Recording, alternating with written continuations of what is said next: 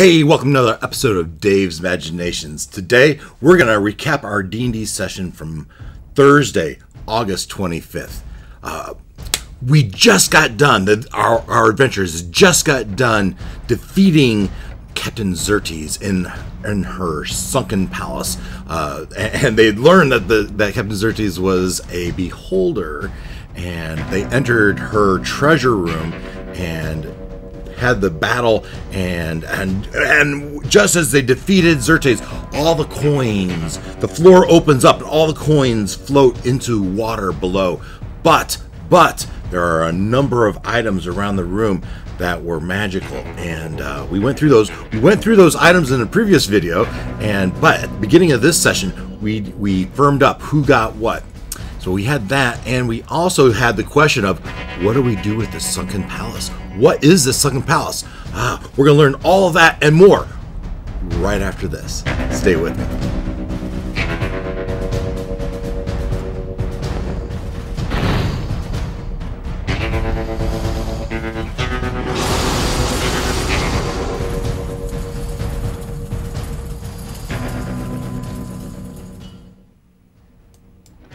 Another fantastic night of Dungeons and Dragons was had, but at the start of the night, we had to settle up who got what from the loot, and let's go ahead and go through that real quick. Shimber got the iron loot of Mockery, the crystal crown, a flying carpet, a crown of the forest.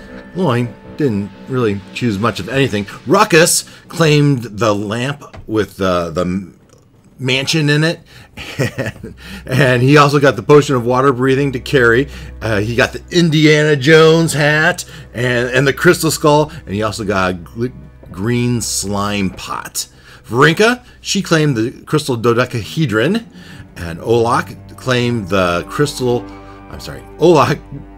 the giant slayer longsword, and the chalice of hero feast, and a +1 longsword. So with all the items claimed by our party, now the attention moved to what to do with the Sunken Palace. What is the Sunken Palace?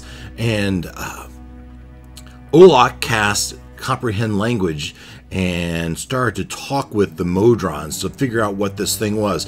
That they told him it was a vessel. It was It was Xerxes' vessel. And he learned that the Modrons knew exactly how to function, make the submarine work, and how to navigate it, and as well as how to figure out how to solve the problem of those engines causing the electric fly through them. And the Modron reaches out with a button and touches a button, and the engines power down. He asked them, why is the ship not working, and they don't really know. But the rest of the team, they do have an idea, as is previously explained to them, that the ship was actually wedged in between two rocks in the water, and that was preventing it from moving. So with the engines trying to push it, and it being wedged, those engines were overloading and overheating and causing all sorts of problems. But with the engines off, those problems subsided, and allowing our party a chance to figure out how to free the Sunken Palace. So they spend a good part of the night devising a plan of how to break this vessel, this building, this palace, free of the sea floor, and hopefully claim it and use it as another vessel. Now, all along the while, Shimber is not so keen on this idea, as he has declared that the ship, the Dillirar, will depart the next day. There's a little contention there, because the party says, hey, wait a second, the Dillirar is ours, you are an employee of ours, we'll tell you when we leave. He says, well, maybe we'll stay, but you'll have to grease my palm. And so they throw in a little extra money at the crew, and Shimber decides to spend another day there. So in the morning, they get a long rest, they wake up, and it's time to try to free this new vessel. And so they decided that Strider would use a spell, his Bones of the Earth spell, and to push, to create these pillars coming from the seafloor and pushing the vessel up, and that Varinka would water shape and try to ease that blow on the vessel to not puncture the exterior hull of the ship, and that Shimmer gave Strider some inspiration, and he also was buffed by, I believe it was Olak and Varinka, and I set the difficulty class at 18, and yet even with that difficulty class, Strider rolled an Arcana check, and it was only a 16, but with all the buffs, he got well above the difficulty class, which lifted up the vessel, breaking it free of the rocks, but even with it free, that vessel starts to shake all over the place. And inside, I made Olak do a test to see if he can coordinate the Modrons coordinate and stabilize the ship, which they were able to do.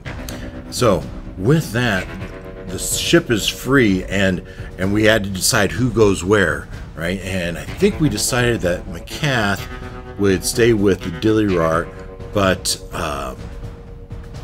Narthak, the statue turned human, part of Varinka's tribe, would stay with them on the boat, on the new vessel, and they spent the rest of the time moving their stuff from the Dilirar onto this new boat, the new boat that Strider, in a moment of inspiration, dubbed the Horde Breaker, or the Green Horde Breaker, but the Horde Breaker, which was fantastic. I loved it. We did check on the fate chart as we broke that free, just to make sure that everything was good, and it was. And so we're all excited to have this new vessel, which above the table everyone knows is a submarine. I did describe as the boat came up that was not realized before, that the top of the submarine was flat and it had railings around the outside and it had some battlements on it. And with that, with the understanding and belief that the Modrons are able to navigate and man and take care of this vessel of the Horde Breaker, that the Dilirar would make its way to Gunbarg, while the rest of the crew, as they were talking to the children that are on the boat, trying to get them to go with the Dilirar or go home, they learned that they can't go home because their parents have been, the adults of their village have been killing the children, sacrificing the children, and they escaped and they don't want to return. Hearing that there's a village full of evil people, humanoids that are sacrificing children. Gloin, who recently suffered the effects of the Dark God from not consuming the humanoids, he is keen on going to the village and taking care of this, as is Ruckus, who also has a quota, as do most of the people in the team have some sort of quota. And so team, you might want to pay attention to that. We had not finished this, as we'll get to that in a moment, but keep in mind that you each have a requirement from the Dark God, and keep that in mind next week as we can finish the adventure. But until then, we took our adventurers took the Horde Breaker to the Purple Rocks Island, where these kids were pointing. And above the island, I described there was a thundercloud, a thunderstorm over the island, and lightning, and in the rain and reflection with the sun coming in from the side, the cliffs of this island turn a purplish color, giving the island the name of Purple Rocks. So they get to the island, and the kids point and say, well, we came from there. There's where our rowboat was, and you land your boat there. You should be able to find the path up to the village, the Purple Rocks village. And so the gang all get in the boat, and they row into shore through the rocky waters, and they get there and they go up to the village, only to find that the village is abandoned and there's no one there. They check out the inn, they check out the town buildings. Everywhere they look, there's no people there. However, there are footprints in the dirt. People do inhabit this place. There's evidence that this place is inhabited, and there's no evidence of them fleeing or disappearing unexpectedly. They're just not here right now. And so our party looks around and they see that from out of the village there's two paths. There's one in and two out, one continuing further into the island and one going out toward the cliffs. They decide to take the path deeper into the island, and after a while of walking they come across a cave off to the side of the road, and they decide to go check out the cave. So inside the cave, this dark cave, it winds back and they come into a pool. And the walls of the cave I described as they got to certain spots, there was this moss, purplish glow light on the cave, and they come to this pool of water with stones across the middle of it to step across. On the far side, though, is a hideous creature bent over and deformed, and it's singing. It's singing, and Olak and who was it? Ruckus? No, it wasn't Olak. It was Ruckus. Ruckus goes up to talk to this creature, and it turns around and it's willing to talk with him. This creature explains to him that the villagers don't visit her anymore, and she asks, "Is it raining?" And they say, "Well, yeah, it is." And she explains that, well, that would be it. They're doing some sort of ritual, and every time it rains, they go out and they sacrifice a child or children, and then Ruckus tips the old lady with a gem, and she takes kindly to that with a charisma persuasion check. She takes kindly to that, and she transforms herself into a beautiful seaweed bikini lady, and tries to tempt, not a charm, but tries to tempt Ruckus into staying with her and enjoying a meal. But Strider, I believe it was, grabs him by the collar and drags him away and says, "We got to take care of the townsfolk," and so they do. They leave the cave and they make it back to the village, and they take the other path out to the cliff, where they find 80-ish people crowded around. They can't hardly see through them, and from behind this throng of people, they can hear chanting, the thunderstorm above, lightning crashing, the chanting of the crowd, and someone from the other side leading them in this chant. And so Strider transforms himself into a seagull to do some reconnaissance. He flies around, only to see on the far side, along the cliff's edge, are 4 planks overhanging the cliff, and tied to those end of the planks is a rope. On the other end of the rope are people affixing these ropes to children. So Strider quickly flies back to the gang and says, "Hey, we got to get on this," as they're about to sacrifice these children. And so they do. And we roll initiative, and I believe it was Ruckus got to go first, and he turned into a were-shark, and he just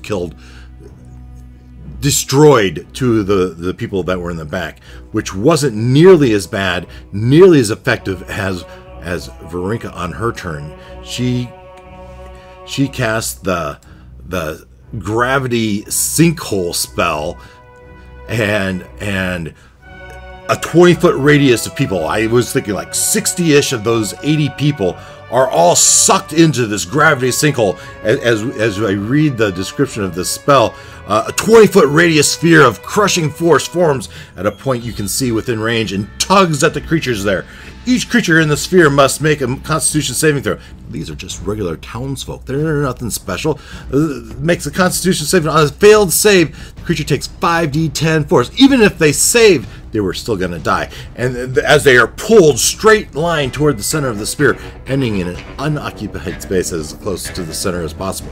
So I could just picture this dome of energy grabs them, all sucks them in the middle. The ones, at least the ones that failed, get sucked in the middle, as slamming into each other and falling to the ground, killing them instantly. 60-ish people Verinka killed in an instant.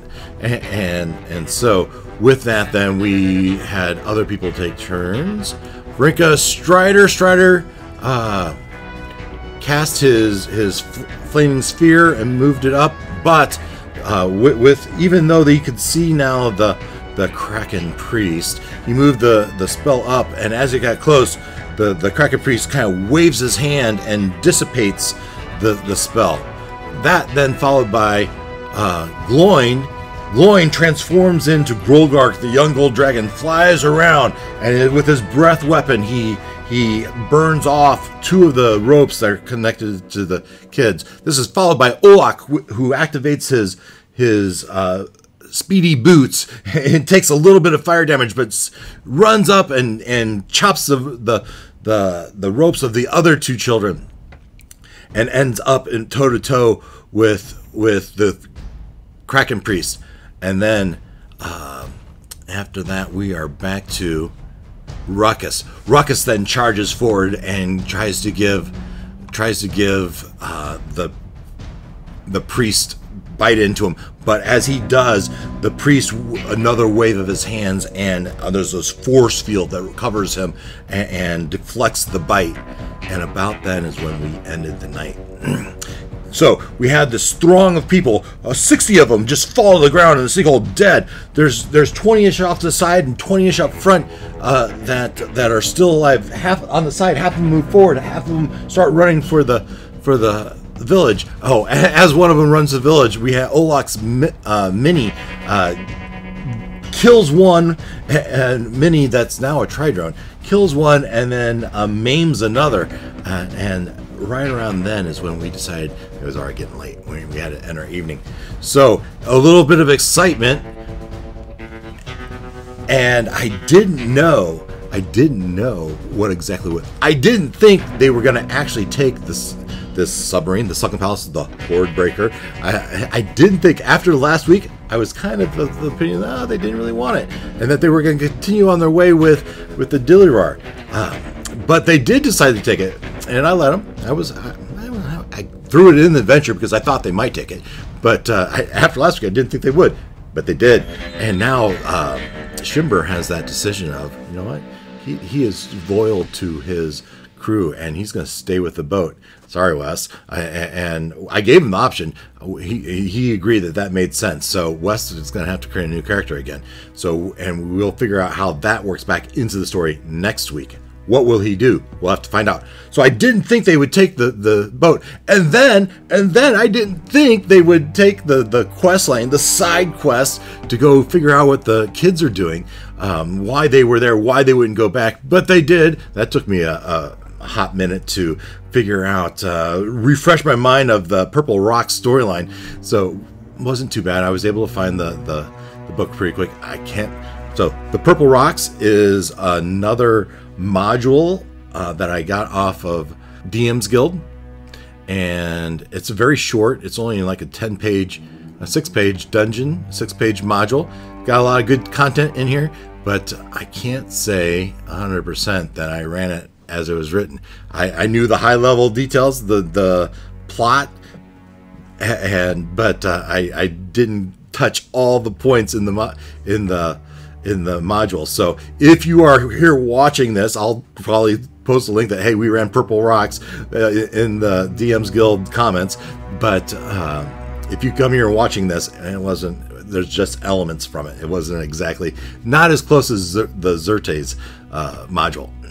So, and we're only, we're probably 80% through it, right? We have to finish the battle with the Kraken priest.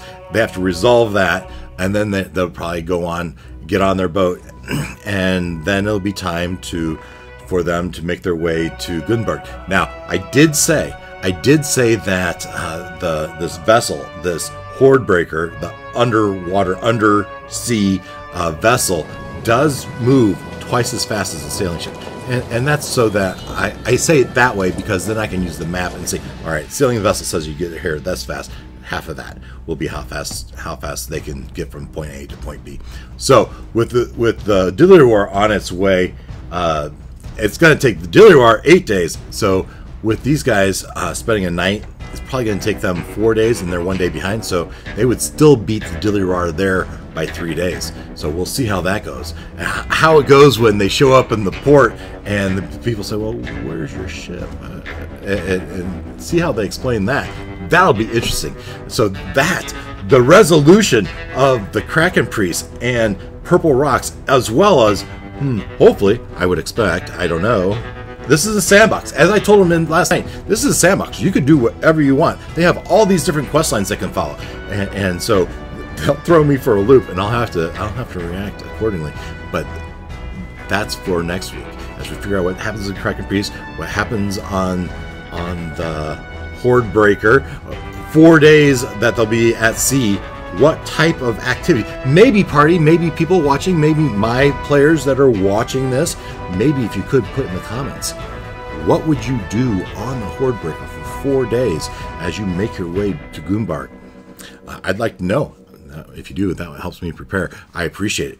Also, if you don't mind, as always, hit that like, subscribe, and hit the notification bell, and they'll alert you when I put out a new video. I appreciate it. Thanks for joining me. What's going to happen next week? Until then, take care.